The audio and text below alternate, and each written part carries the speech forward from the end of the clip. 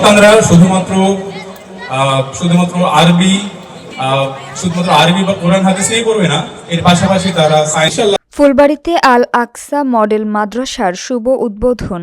বিস্তারিত থাকছে দিনাজপুর থেকে মোহাম্মদ ফয়জার রহমানের প্রতিবেদনে। দিনাজপুরের ফুলবাড়ীতে দ্বীনি শিক্ষা ও জেনারেল শিক্ষার সমন্বয়ে ত্রিভাষিক বাংলা, ইংরেজি ও আরবি ভাষায় দক্ষতা অর্জনের লক্ষ্যে আল আকসা মডেল মাদ্রাসার শুভ উদ্বোধন করা হয়েছে।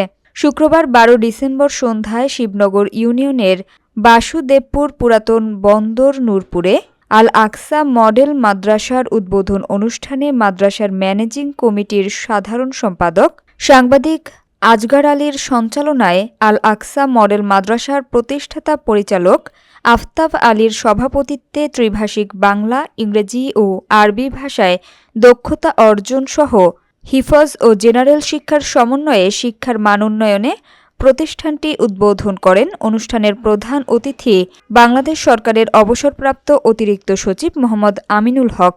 এ সময় আমন্ত্রিত অতিথিরা ছিলেন উপজেলার শিবনগর ইউনিয়নের চেয়ারম্যান ও ইউনিয়ন বিএনপির সাংগঠনিক সম্পাদক শামিদুল ইসলাম মাস্টার, বিশিষ্ট সমাজসেবক রফিকুল ইসলাম মন্টুসহ স্থানীয় এলাকার গণ্যমান্য ব্যক্তিবর্গরা উপস্থিত ছিলেন।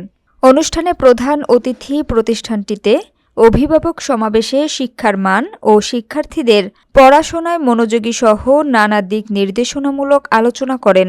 পরিশেষে রংপুরের বেগম রোকেয়া বিশ্ববিদ্যালয়ের রঙ্গন শিল্পী গোষ্ঠীর ইসলামিক সঙ্গীত পরিবেশনের মধ্য দিয়ে উদ্বোধনী অনুষ্ঠানের সমাপ্তি ঘোষণা করা হয়।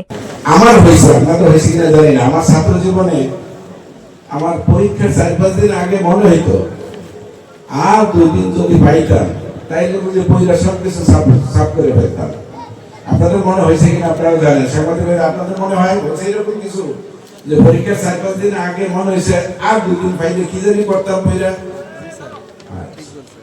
এই ৫-৭ ঘন্টা আগে মনে হইতো আর ১টা ঘন্টা থাকলে তো সব ক্লিয়ার হয়ে যেত। এর আগে কত ঘন্টা, কত সপ্তাহ, কত মাস গেছে, দিন গেছে, তখন কি করছে।